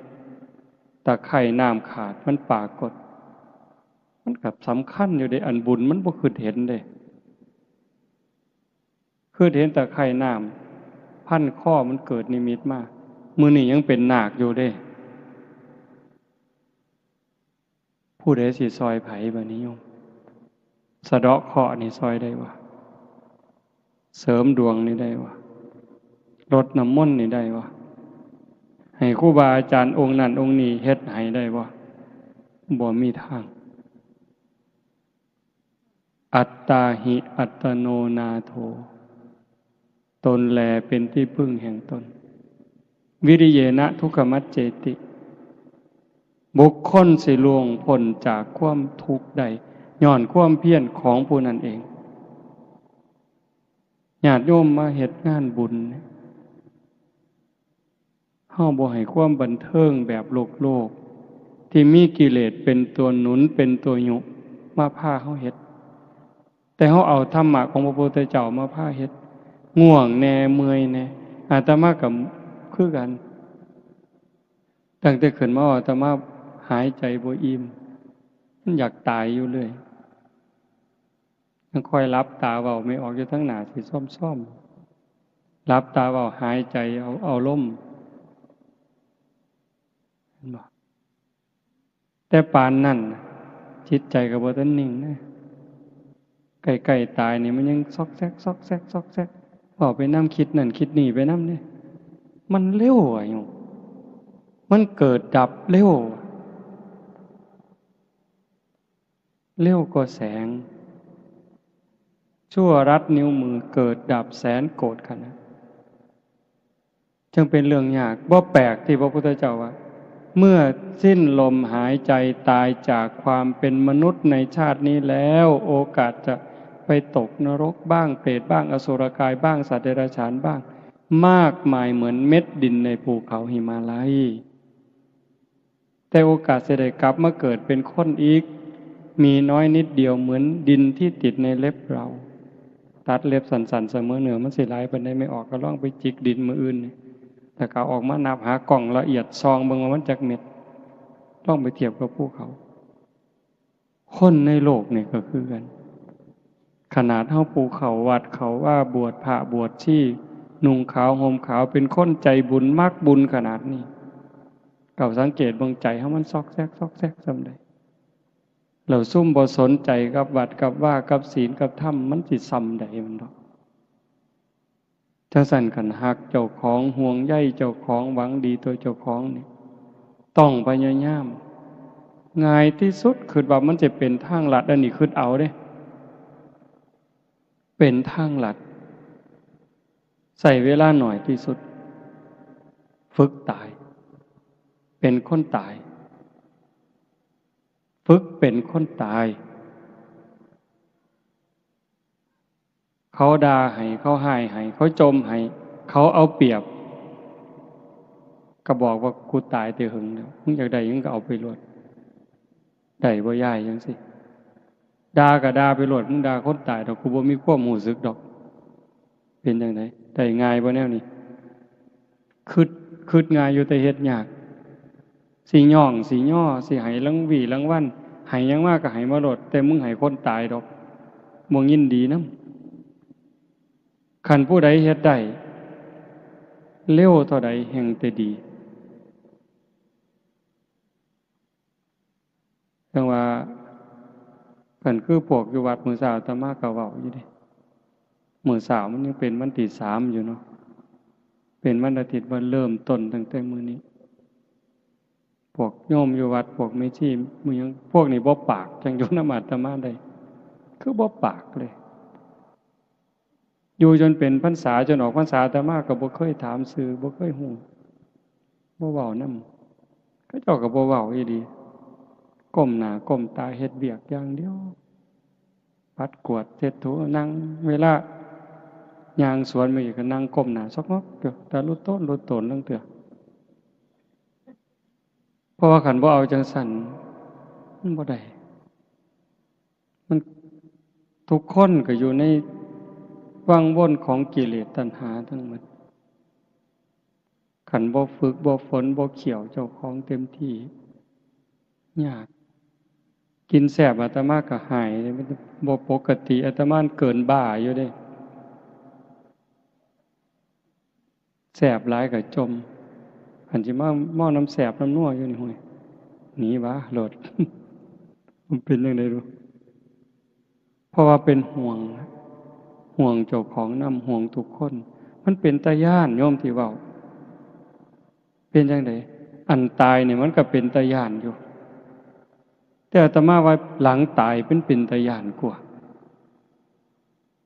เป็นหยังจังว่าจังซั่นในขณะที่เฮาเป็นอยู่นี่ทุกข์ใจเฮาก็เคยทุกข์มาแล้วผัวตายเมียตายลูกตายพ่อแม่ตายเฮาก็ทุกข์มาบ่แห้งอ่ะล่ะแม่โยมแม่อาตมาเสียตั้งแต่ปี52คิดพ่อมื้อนี้ลังเทื่อน้ำตายังออกอยู่ดิเวลาคิดอยากให้ขึ้นมาอาตมาก็คิดหาเรื่องซื่อๆเด้คิดเห็นความบอกความสอนคิดเห็นความหักความแพงที่เพิ่นมีเท่านั้นมันก็ไหลแล้วน้ำตาเห็นบ่ทุกข์ย้อนพ่อแม่ตายพี่น้องตายของหักของแพงเฮาเคยมาแล้วเฮาก็ทนได้มันชินน่ะแต่ว่าคันทุกข์หลังตายคันไปตกนรกก็ยุ่งมีหรือบ่มีก็สร้างล่ะแต่อาตมาเชื่อยังอเวจีมหานรกอยู่กับไฟบ่มีช่องว่างของความร้อนไฟคือกับไฟทานกะกะคือไฟแก๊สจัดๆร้อนเสมอต้นเสมอปลายชั่วกับชั่วกันเอาซำใดบางเทื่อเพิ่นว่านรกภูเขาเหล็กกิ่งมาในทิศทั้งสี่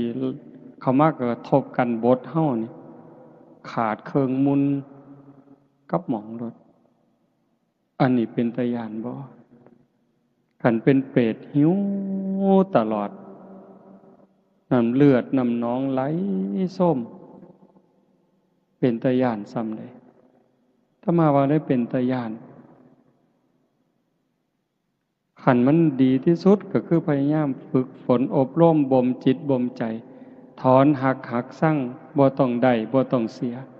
คันมันได้ก็สมมุติว่าได้ก็ใส่ไปตามนั้นมีไปตามนั้นแต่บ่เอามาแบกว่าของกูจนเป็นทุกข์เสียก็บ่แม่นว่าเสียดายว่าของกูจนต้องเป็นทุกข์ต้องนำเอาคืนต้องตามยื้อต้องแย่งต้องฟ้องลงฟ้องศาลให้ได้กลับคืนมาก็บ่ให้มันเป็นถึงขนาดนั้นขันปล่อยได้ว่างได้จิตใจว่าเป็นทุกข์นั่นคือใจลอยเด้ ใจลอยขึ้นสูงขึ้นจากอำนาจของกิเลสตัณหาการทำบุญนี่เป็นพื้นฐานเฮาสวดอยู่ประจำดอกสัพพปาปัสสะอาการนังการไม่ทำบาปทั้งปวงนี่พื้นเบื้องต้นเลยเว้นจากการเฮ็ดบาปเพราะว่าบาปมันเฮ็ดให้เกิดทุกข์ก่อทุกข์ก่อโทษก่อความเดือดร้อนให้ตนเองและผู้อื่นบาปเนี่ยบาปคือความทุกข์ความเดือดร้อนทั้งตนเองและผู้อื่นกุศลสูปสัมปทาการทำกุศลให้ถึงพร้อมเฮ็ดบุญเฮ็ดกุศลให้มันหลายขึ้นมากขึ้นบุญเฮ็ดให้เกิดความสุขความสบายใจทั้งตนเองและผู้อื่นนี่ก็คือภาพจังซี่ผู้ใดมาเห็นกันคนดีมีสัมมาทิฏฐิอดบ่ได้ดอกสิอ่อนซ่อนน้ำภูมิใจน้ำดีใจน้ำอดบ่ได้ฮอดเทวดาพุ่น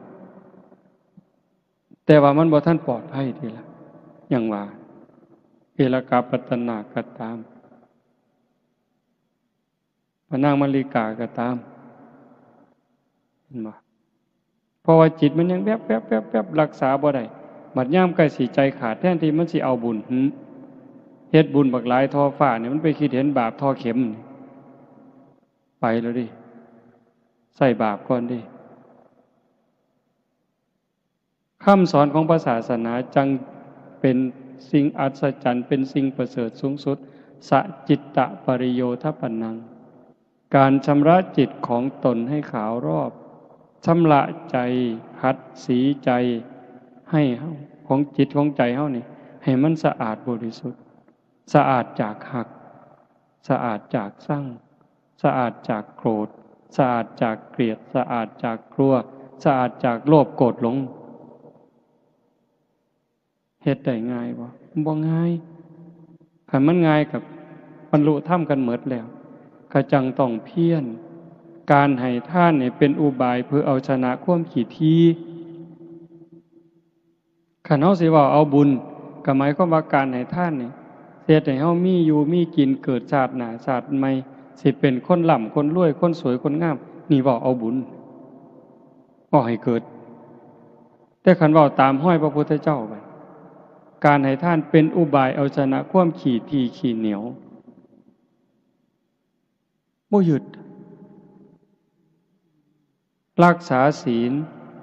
คันว่าแบบว่าบุญเพื่อให้เกิดมางามรักษาศีลเฮาสิเกิดมางามโรคภัยไข้เจ็บน้อยรูปร่างหน้าตาดีผิวพรรณดีโรคภัยไข้เจ็บหน่อยอายุยืนนั่นน่ะบอกจังซี่เลย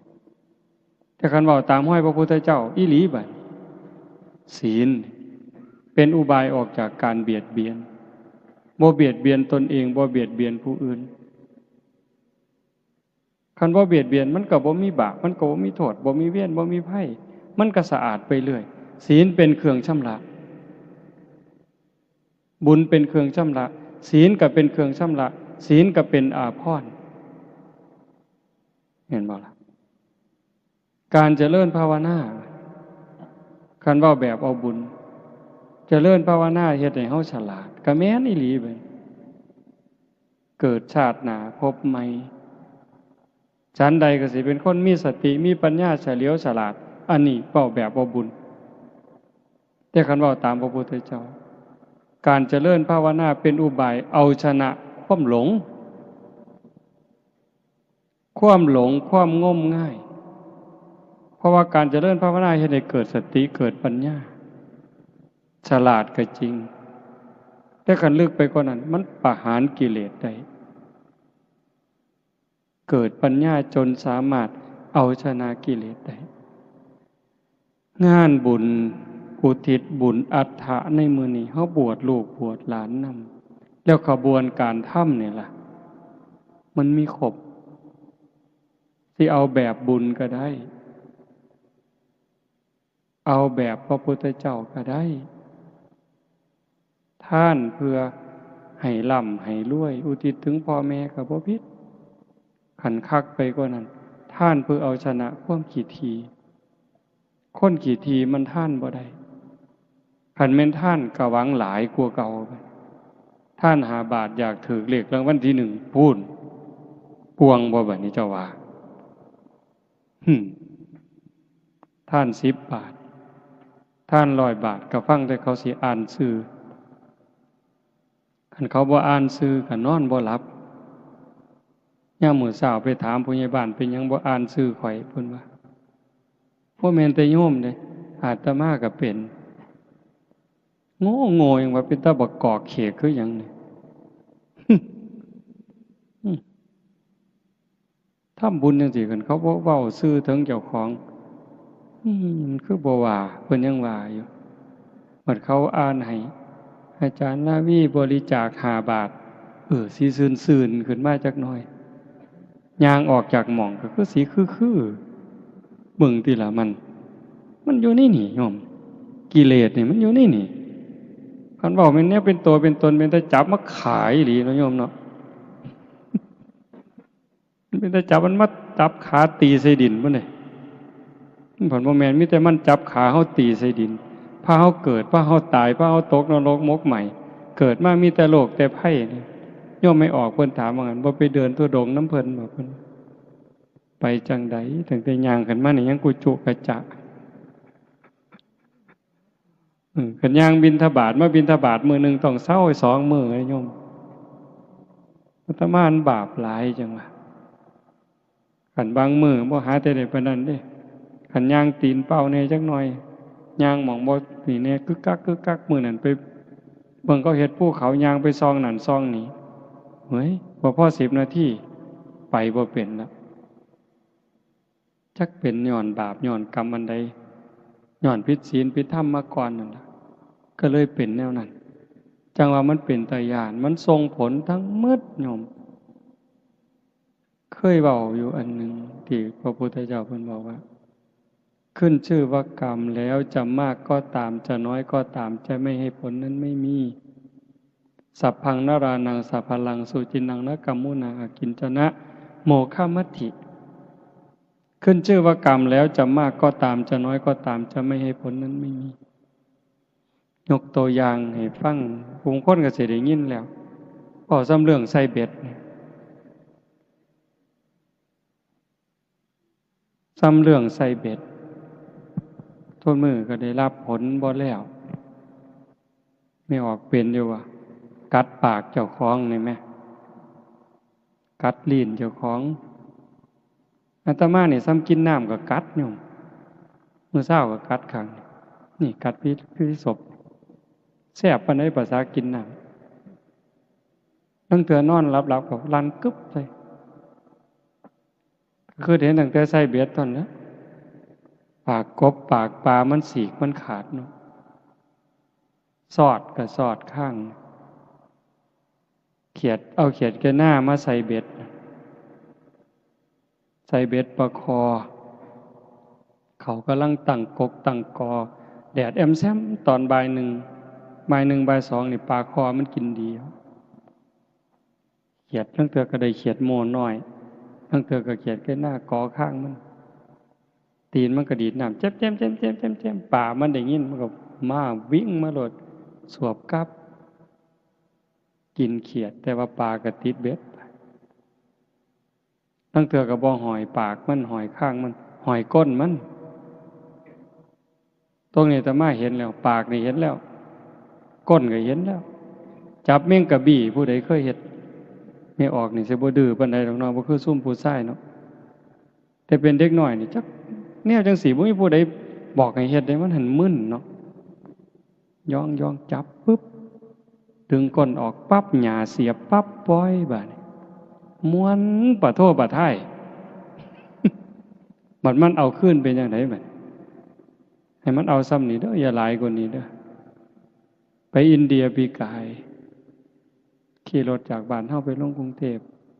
ขี่เครื่องบินไปลงโกกัตตาขี่รถจากโกกัตตามาขยายยังบ่ทันฮอดดอกระหว่างเครื่องทางมันเป็นสีคันๆก็ว่าสีเก่าเนาะเอามือมาซูนปุ๊บปั๊มขึ้นเลยไข้ขึ้นมาจังซี่ซ้ำนี่ล่ะปวดคันๆเจ็บบ่ฮู้จักอาตมาบ่ฮู้ว่ามันเป็นอันใดก็เลยถามคนว่าฤทธิ์ดวงทวารเป็นแนวใดมันบ่แม่นมันอยู่ผิวหนังนอก มือที่หามันแตกมันทั้งเลือดทั้งหนองเนาะสอดสบงมาใส่ผ้าจีวรทั้งเหม็นพุ่นมันเน่าเนาะจากนั้นมากก็สิเดือนละเทื่อปวดขั้นกันมากแล้วก็แตกบัดฮอดซุมือนี่หามือเทื่อ4มือเทื่อโอ้ตั้งแต่เอามือไปค้ำมือเลือดแดงจึงครึ่งเอาไปโหลดเด้อเขียดเลยว่ะมึงที่ละโยมภาษาซ้ำนี่ได้นี่อันเธอไปตัดขี่ไก่เดือนเป็นขู่เป็นถังใส่เบ็ดกบเบ็ดปลาแบบนี้โอ้จากมันสิมาเอามือได้เด้นี่ตั้งแต่เป็นเด็กหน่อยก็ย่านแน่บ่ย่านแน่ดอกเฮาก็ว่าอยากให้พ่อแม่ได้กินตั้งแต่เพิ่นมีไก่สิขาไก่สู่เพิ่นกินทั้งย่านทั้งหานเพิ่นตีค่อยๆตีแห้งๆมันยังจะตายยากกว่านี้ปวดหัวสันตัวบัดน่ะอีหลีอะโยมเอาโดนฟื้นตีทั้งเธอสิตีก็ย่านมันตายคันบ่ตีก็ว่าสิกินมันตีแห้งมันห้องก็ย่านมันแต่พอสุดท้ายก็เอาจนตายจนได้หั่นล่ะวะมันจะมาปวดหัวอยู่เรื่อยนี้บ่พ้นดอกยายเล็กๆหน่อยๆจังสิเฮาสิใส่แนวใดถามว่าเฮ้ยยายไปสอนได้ปลาลูกคอกก็ว่าแต่เจ้าของหมานแหละเจ้าหั่นได้หัวขี้โพกระบีบขี้แกะหมานได้เมี่ยงหนังง่อมได้เมี่ยงข้าวสารกับวานใส่ปากโลดดินเงาๆก็หย่ำเลยจักบ้าจักดีเนาะเบิ่งกระไดคนนี่ว่าโอ้คิดไปจะแม่นมันหลายนั่นติเอ้ยนั่นติล่ะเป็นตารู้ตนเฮาก็อ้างว่าบ่คันบ่เฮ็ดก็บ่ได้กินก็แม่นอีหลีบัดไล่ตั๊กแตนคืออาจารย์เพิ่นว่าว่าหั่นตั้งแต่เป็นเด็กน้อยเลี้ยงงัวไล่ตั๊กแตนมาหักปีกทะลกกันดีดปีกมันแล้วหักขามันแล้วเอาไปกี้กินแล้วก็แล้วบ่เอามาโยนเล่นเบิ่งติล่ะเบิ่งความบ่ฮู้ทิพย์มาโยนน่ะตีกบเอาของกันนั่นแหมสุดท้ายก็ไปกี้กินนำกันแล้วมาเล่นเฮ็ดหยังจังวะโยนไปแต่ละเทื่อมันสิแค้นหน่อยบ่เจ้าว่าไปอูดแม่งกินนู่นมานี่เอาติเฮ้ยสิเฮ็ดจังไหนไม่ออกสิใส่แนวใดนั่งสมาธิคักๆได้นั่นล่ะจังว่ามันเป็นตาย้านจังว่าพ่อลดก็ลดพระพุทธเจ้าเพิ่นว่าเฮ็ดบาปให้เฮ็ดน้อยๆลงมันจำเป็นอยู่บ้านนอกเฮาแฮงทุกข์แฮงยากกันบ่ขาก็บ่ได้กินบ่เฮ็ดก็บ่ได้กินแต่ว่าก็ต้องรู้เสมอได้ว่าเฮ็ดทุกเทื่อบาปทุกเทื่อเพิ่นบ่ได้ว่าโอ้ยเจ้าจำเป็นดอกเนาะโยมมาบานเพิ่นบ่วาจังซี่เจ้าจำเป็นเนาะจังขากันบ่ขาก็บ่ได้กินคันซั่นเจ้าบ่ต้องบาปดอกบ่ว่าเอาคือเขาแต่ว่าฝ่าวใส่หนีกรรมใส่หนีเวรเขาโดยการให้ทานนี่ก็อุทิศให้เขารักษาศีลก็อุทิศให้เขาการเจริญภาวนานี่สำคัญที่สุดจังว่ามันเป็นขันให้ทานก็ซ้ำหนึ่งรักษาศีลก็ซ้ำหนึ่งเฮ็ดสมาธิให้จิตสงบนี่ก็ได้ระดับหนึ่งแต่ขันธาวิปัสสนาเห็นการเกิดดับพิจารณาการเกิดดับมันได้เร็วอันนี้จริงบ่จริงเชื่อบ่เชื่อก็บ่เป็นหยังอาตมาได้ยินครูบาอาจารย์เพิ่นเว้าเพียงแค่เฮานั่งสมาธิได้โยมหายใจเข้าหูจักว่าเฮาหายใจเข้าหายใจออกเห็นลมหายใจออกชัดเจนเทื่อนึงใส่หนีกรรมได้6ชาติดับภพดับชาติได้6ชาติดีบ่ขันยุบหนอพองหนอเห็นท้องพองหนอชัดเจนยุบหนอชัดเจน รอบหนึ่งตัดภพตัดชาติไปได้6 ชาติเฮ็ดดูเท่าใดเฮงแต่หน่อยลงเท่านั้นบาปยิ่งหน่อยลงเท่านั้นหมดไปหลายเท่านั้นเพิ่นฟังถูกเพิ่นเฮ็ดถูกคือองคุลิมานฆ่าคน999อันนี้จักหน่อยจักหลายอันเพิ่นว่าเท่าที่นับได้นี่เท่าที่แขนพวงมาลัยไว้ได้นี่ก่อนนั้นนับบ่ถ้วนฟังถูกเฮ็ดถูกตามคำสอนพระพุทธเจ้าคันตามธรรมดาสิได้อีหยังมีแต่นรกอย่างเดียวเท่านั้นตัวแต่นั่นฟังถูกวางจิตถูกเฮ็ดตามถูกได้เป็นพระอรหันต์มื้อนี้ญาติโยมเฮาคือกันคันเฮ็ดถูกเฮ็ดแม่นฟังให้เข้าใจสังเกตเวลาเฮาประพฤติปฏิบัติเฮ็ดให้มันเป็นอย่าเฮ็ดให้มันคืออาตมาบอกโยมอยู่วัดแนวนี้นี่อย่าเฮ็ดให้มันคือนี่คือเพิ่นเฮ็ดให้มันคือเพิ่นแต่เจ้าของบ่เข้าใจมันบ่เป็นประโยชน์เฮ็ดหยังทำหยังให้มันเกิดจากความเข้าใจบ่คือผู้ใดก็สร้างมันเถาะแต่มันเกิดจากความเข้าใจเป็นเหตุเป็นผลน่ะมันสิเป็นประโยชน์สำหรับการซอยเหลือจิตวิญญาณเจ้าของนี่เรื่องจังซี่ให้ญาติโยมได้ทบทวนแต่มาเว้ามาทั้งหมดเนี่ยบ่ได้เว้าเรื่องบุญแจกข้าวเพราะว่าอาจารย์เพิ่นเว้าไปแล้วก็สิองค์ต่อๆไปก็สิมาเว้าผู้ละเล็กผู้ละน้อยเพื่อทำความเข้าใจยิ่งขึ้นแต่มาเลยบ่เว้าในมุมนี้ให้เห็นว่าชีวิตเฮานี่เป็นผู้ที่น่ารู้ตนที่สุดน่าห่วงใยที่สุดทั้งที่เฮาโชคดีเราได้เกิดเป็นมนุษย์พบพระพุทธศาสนาแต่คันเฮาถือเอาประโยชน์บ่ได้ประโยชน์ในที่นี้หมายความว่าอย่างน้อยๆคือปิดประตูอบายบ่ไปตกนรกอีกแล้วบ่เป็นเปรตอีกแล้วบ่เป็นอสุรกายอีกแล้วบ่เป็นสัตว์เดรัจฉานอีกแล้วเฮ็ดจังได๋สิไปฮอดวันนั้นคันเฮาบ่เข้าใจละความโลภความโกรธความหลงบ่ได้มันก็บ่รอดวิธีที่รัดสั้นที่สุด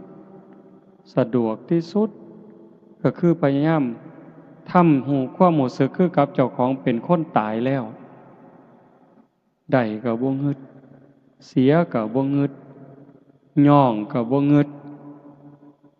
เว้าพื้นก็บ่งึดข่อยตายแล้วนี่นะเฮ็ดจังไดมันสิได้อาตมาก็เฮ็ดบ่ทันได้จังว่ามื้อนี้มาส่วนญาติโยมทั้งเมืองมาหาญาติโยมทุกคนที่มาฟังนำกันเฮ็ดไปพร้อมกันฝึกตายก่อนตายเป็นปริญญาสวนหมกปริญญาตายก่อนตายคันเฮ็ดได้เบาโยมบ่เครียดนำไผบ่สั่งนำไผบ่ม่วนนำไผม่วนนำแต่ธรรมะม่วนโดยบ่ต้องหัวบ่ต้องร้องเพลงบ่ต้องฟ้อนบ่ต้องหยังแต่มันม่วนอยู่ทั้งในเบิกบานอยู่ทั้งในรู้สึกว่าเจ้าของปลอดภัยจากบาปจากอกุศลปลอดภัยจากทุกข์โทษที่ต้องได้รับจากการคิดผิดเว้าผิดทำผิดเพราะว่าทุกสิ่งทุกอย่างที่ออกจากปากเฮาจากใจเฮาจากการกระทำเฮาที่ถึงพร้อมโดยเจตนามันมีความถูกต้องอยู่เสมอให้ถูกต้องมาก่อนดีสิเฮ็ดหยังทำหยังคือกันให้ถูกต้องจังต่อโดยดีงามถูกต้องดีงามอย่าให้มันดีอย่างเดียวคันดีอย่างเดียวบ่ปลอดภัยจังสั่นมื้อนี้ใช้เวลามาประมาณ1 ชั่วโมงครึ่งก็คือสิสมควรแก่การเวลาอีก15-16 นาทีก็สิ6 ทุ่มขออนุโมทนาสาธุกับญาติโยมผู้เป็นเจ้าภาพโยม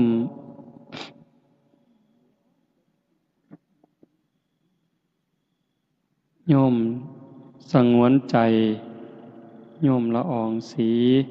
ใช่ปัญญาโยมสหัสชัยโยมสาวนีพันโยม ณภาพรจันใสโยมจำเริญโยมคำพันธ์พิเคราะห์กิจโยมต้องพูนเบญจวรรณสีเชียงสาโยมชาติชายอุไลจันใสโยมจาติรัตน์ดวงรัตน์จันใสโยมสมบูรณ์สุปานีสีเชียงสาโยมสุรชัยลาดาชัยปัญญาพร้อมทั้งลูกหลานญาติพี่น้องญาติโยมสุคนพิเศษนาคอยู่ไสบุนี่ออกเมื่อแล้วอธิปัตย์โยมที่ระวัดจันใสบวชจักมือบุนี่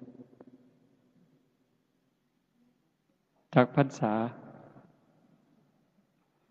ก็เป็นตาลุโตนเป็นตาหนาเห็นใจมื้อนี้อยู่วัดกับผู้หนึงแต่กี้ว่าบ่เอาได้อาตมาว่าบ่เอาได้แต่ก่อนคันบ่บวชตลอดชีวิตนี้อย่ามาไก่บ่เอาดอกบัดเบิ่งไปเบิ่งมาบ่ได้บวชนะหมอเขาก็ไปบวชคือเก่าบวชบ่บวชเนาะเบิ่งแล้วเป็นตาลุโตนบัดไปบวชอยู่บางหม่องทำวัดก็บ่ได้ทำบ่ต้องถึงว่าวัดเช้าดอกวัดแลงก็บ่ทำจักอยู่จังได๋นั่งสมาธิมันสิได้นั่งบ่เดินจงกรมสิได้เดินบ่บวชแล้วก็หมู่ก็ไปเล่นน้ำนั่งถ่ายมอเตอร์ไซค์หมู่ก็ไปดีดกีตาร์จักหน่อยครูบาก็ขอดีดนำแหน่ หมู่มาเล่นน้ำก็เว้าเพื่อนผู้สาวให้ฟังโอ้ยเป็นตารุตนก็เลยให้บวชมื้อนี้ก็มีมาเรื่อยๆผู้ละ7มื้อผู้ละ9มื้อ15มื้อก็จักสิเฮ็ดจังไดโยมเอ้ยแก่บ่ตกแล้วล่ะคันบ่เฮ็ดก็บ่ได้ก็เป็นตารุตนจักหน่อยก็สิว่าบวชมาบ่แห้งแล้วศาสนาพุทธก็บ่มีหยังดอกพากูกินตัวข้าวแล้งเพิ่นสิว่าอีกห่วยก็เลยให้บวชจังซั่นบวชหน่อยก็ให้เพิ่นตั้งใจพ่อแม่ดีญาติพี่น้องดีมีครูบาอาจารย์ดีก็ย้ำเตือนกันเอาแนะนำกันเอาเด้ออนุโมทนาสาธุถ่ายที่สุดก็ขอรัตนาอ้างอิงอำนาจแห่งคุณพระศรีรัตนตรัยคุณของพระพุทธเจ้าพระธรรมพระสงฆ์และอำนาจแห่งบุญกุศลคุณงามความดีที่มีทั้งหมดทั้งมวลในสากลจักรวาลจงหลอมร่วมเป็นตบะเป็นเดชะเป็นพลวะปัจจัยเอื้ออำนวยหนุนส่งดวงจิตวิญญาณของโยมพ่อใหญ่คูณแม่ใหญ่พิมพาจันใสตลอดทั้งปู่ย่าตายายบิดามารดาสามีภรรยาญาติพี่น้องลูกเต่าเหล่าหลานตั้งแต่ชาติก่อนพบก่อนพ่อแม่ในอดีตปู่ย่าตายายในชาติก่อนพบก่อนในอดีตถ้าได้รับหูรับทราบก็จงอนุโมทนาสาธุรับเอาหากบ่สามารถจะรับหูรับทราบได้ก็ขอฝากข่าวบุญข่าวกุศลที่ญาติโยมผู้เป็นเจ้าภาพพร้อมทั้งพี่น้องสุคนที่มาร่วมบุญในมื้อนี้ได้เฮ็ดได้สร้างได้ทำตั้งแต่การให้ทานไหว้พระรับศีลฟังเทศน์ฟังธรรมเจริญสมาธิภาวนาเหล่านี้ฝากไปกับเราเทพเทวดาพระนางธรณีภูมิญาณวิถีอันเป็นทิพย์จงนำข่าวบุญข่าวกุศลส่วนนี้ไปแจ้งแก่ดวงจิตวิญญาณโยมพ่อใหญ่คูณแม่ใหญ่พิมพาจันใสพร้อมทั้งญาติพี่น้องในอดีตชาติให้ได้รับหูรับทราบแล้วจงอนุโมทนาสาธุรับเอาหากว่ามีความทุกข์ก็ขอบุญกุศลส่วนนี้จงถ่ายถอนให้ได้พ้นไปจากความทุกข์หากว่ามีความสุขดีอยู่แล้วก็ขอบุญกุศลส่วนนี้จงส่งเสริมให้เพิ่นได้มีความสุขยิ่งขึ้นไปสุดท้ายก็ขอบุญกุศลเหล่านั้นจงสะท้อนย้อนกลับมาปกปักรักษาคุ้มครองเจ้าภาพพร้อมทั้งญาติโยมทุกคนจงเป็นผู้เจริญงอกงามในจตุรพิธพรชัยคืออายุวันนะสุขภละปฏิภาณธรรมสารสมบัติเป็นผู้มีสัมมาทิฏฐิได้มีโอกาสประพฤติธรรมปฏิบัติธรรมไม่ได้เข้าถึงธรรมที่บ่ทันได้เข้าถึงได้หูแจ้งธรรมที่บ่ทันได้หูแจ้งจนสามารถนำตนให้พ้นทุกข์ได้มีความสุขกายสุขใจปรารถนาสิ่งหนึ่งประการใดหากเป็นไปโดยชอบประกอบโดยธรรมก็ขอให้ความหวังความปรารถนานั้นจงสำเร็จทุกๆประการโดยทั่วกันทุกท่านทุกคนเทอญ